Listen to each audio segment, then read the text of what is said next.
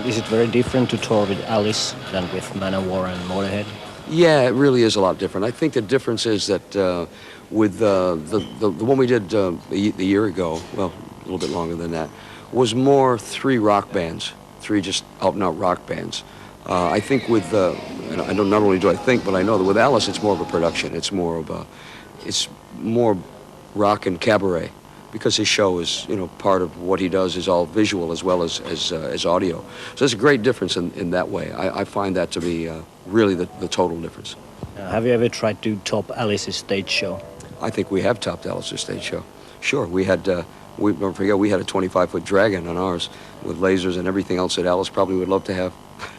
No, his shows are great. I mean, I don't think anything could compare to someone getting hanged or electrocuted. I mean, I think in their way, they were just very different shows, but I think we've certainly come up to that standard without a doubt, more than once.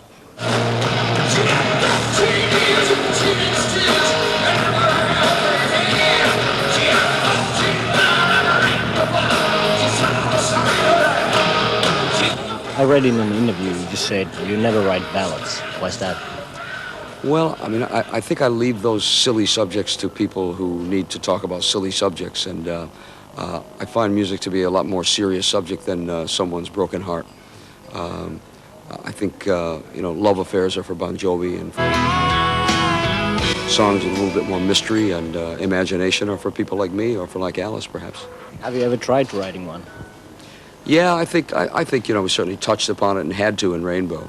There were a lot of times when Richie would request that something like that be done. I try to stay away from it as much as possible, and I think try to make it a little bit different than any other kind of ballad, so to speak. But yeah, I've touched upon it. I find it very easy to do. I don't like things that are easy. I like things that are a challenge to me, and I don't find them challenging at all.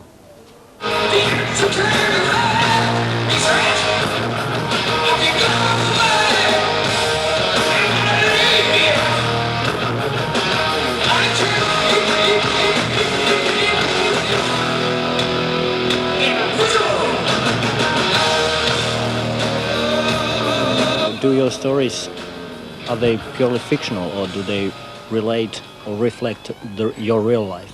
I think they reflect my feelings. I think what I've tried to do is always to write songs that are just like what everybody does write, except that I write them in different terms. I could tell the same story that anyone tells about a relationship between anyone, but I try to put them in ways that people have to use their imagination, just to make people think a little bit more. And when you strip them down, they are really about good versus evil, or good people versus evil people, or just what happens in your real life. But I just hide them, I think, in different words and different ways of saying it.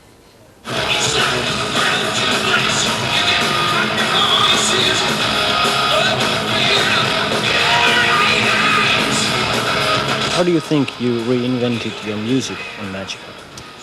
Well, I think that for a period of about certainly 2 albums, I think we were writing very confusing material. I think confusing to the people who have followed this band for so many years. So I think what I wanted to do this time was, because there was a storyline, because it allowed me to go back and write a lot of fantasy pieces again, because that's something we weren't doing for the last few albums. We were writing more things about social commentary, and I just don't think that works for us, and it didn't work for us. So this particular album, because there was a concept in place and I could write in a fantasy way, I was able to go back to what Dio was all about, and I think that's what made people come back to us again, and to, in some ways reinvent ourselves, because I just really sat down and thought, this is what must happen. It wasn't an accident. It was something that I wanted to do. But without the concept, without the story first, I think I would have felt that I'd failed, that I had to go back and do something that I've been doing for all these years. Oh, well, nobody likes what I do now, so I'll go back and be me again.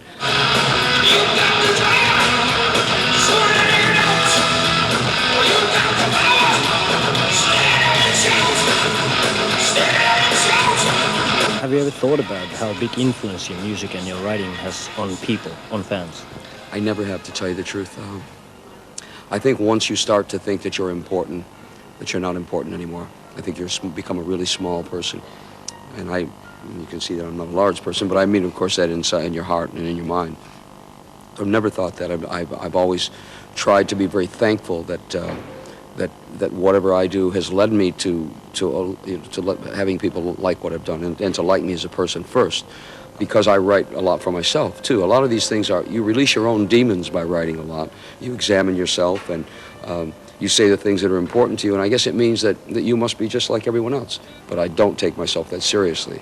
Once I do, then I've lost my connection with humanity, and I don't ever want to do that.